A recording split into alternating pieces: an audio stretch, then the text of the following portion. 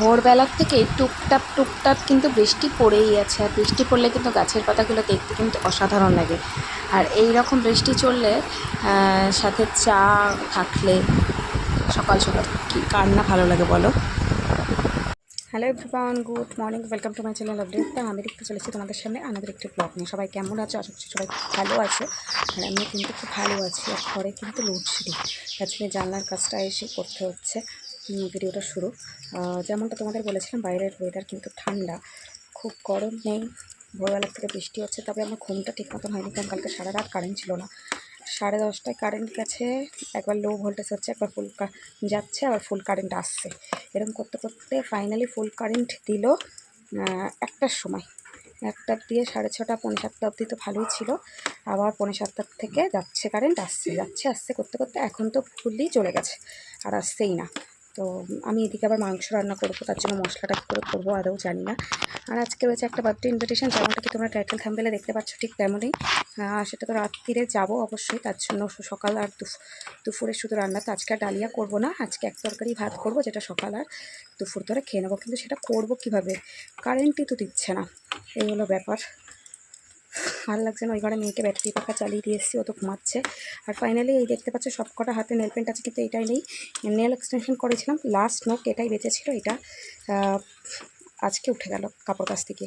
দেখতেই পাচ্ছ ওই দরজার ওপরে, এই দরজার ওপরে, চারিদিক দিয়ে আমি কিন্তু জামা কাপড় যেখানে যেখানে পেরেছি মেলে দিয়েছি। কিন্তু কালকে সোমবার মেয়ের স্কুল আছে, তো সব তো কাচতে হতে সকালবেলা কাচা ধোয়া করে ঘরে রান্নাচে কানাচে মেলে দিয়েছিলাম। কিন্তু ওই যে কারেন্টটা থাকলে জলটা আর কি ভালো করে ঝরে যেত, সারা ঘরে জল পড়ছে, যেখানে সেখানে আবার গ্যাটিস দিচ্ছি। তো আর কিছু বকবো না বেশি কিছু, চলো রান্নার দিকে যাই। মশলাটা আর কি রেডি করে রাখি, কারেন্ট আসার সাথে সাথে মশলাটা ঘুরিয়ে নেবো। মাংসগুলো রেডি করে ধুয়ে রাখি, আর তার সাথে কী করি সবটা তোমাদের সাথে শেয়ার করবো। আজকে সারাদিন কী হয় তাও তোমাদের সাথে সবটা শেয়ার করবো। তো ব্লগটা একটু স্কিপ করো না, আশা করছি তোমাদের সবার ভালো লাগবে, সঙ্গে থাকো। চা হরলিক্স টরিক্স সবার সব খাওয়া দাওয়া হয়ে গেছিলো, সুরজিৎ খেয়ে দিয়ে চলে গেছে দোকানে, আর আমি এখন চলে যাবো ডাইরেক্ট রান্নার দিকে। তো বেশি কিছু করবো না, এই মাংসটাই করবো দুবেলার জন্য, ডালিয়াও হবে না।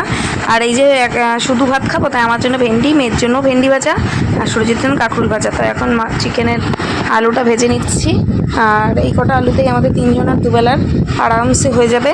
আর যেহেতু কারেন্ট নেই, এর জন্য কিন্তু মশলাটাও করতে পারছি না। এইখানে ভাতটা তো প্রায় হয়েই এসেছে, আর বাইরে সেই একই অন্ধকার করে টুপটুপ টুপটুপ করে বৃষ্টি পড়তেই আছে।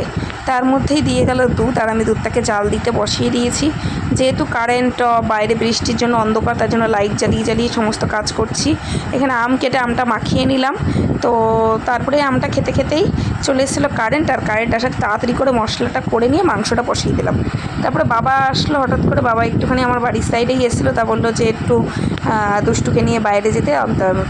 গেলাম দুষ্টুকে নিয়ে বাইরে। এখন একটু ওর দাদানের কাছ থেকে লজেন্স, আদর সব কিছু নিয়ে সব কিছু নিয়ে উপভোগ করলো। আবার একটা লজেন্স ওর দাদান ওকে খাইয়েও দিল।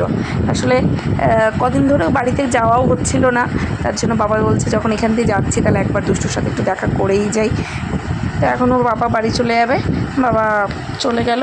আর বাবা চলে যাওয়ার পরেই আবারও আমি বাইরে আসলাম, কারণ সুরজিৎ বলল যে ও মাছ দাদার হাত দিয়ে মাছ পাঠিয়েছে।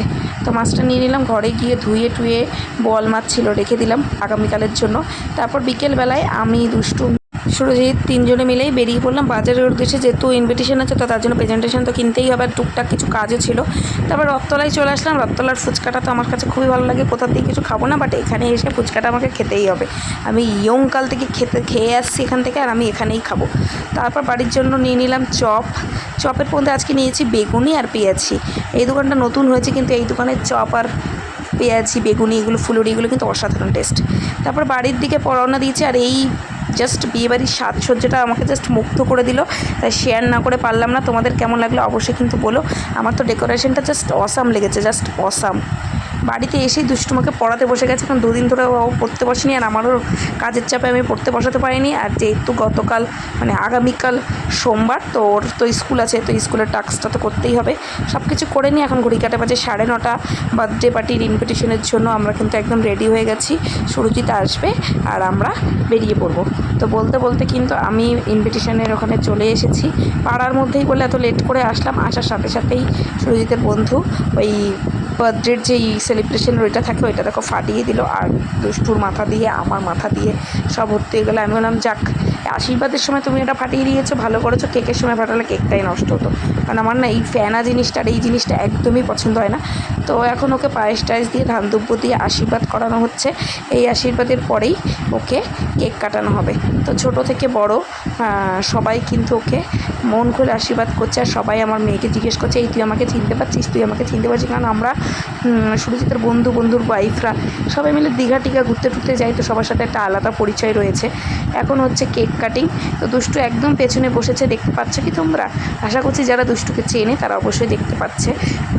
তো সবাই মিলে এখন বসে কেক কাটিংটা হলো, আর এখন দুষ্টু বার্থডে গার্লের সাথে খেলা করছে।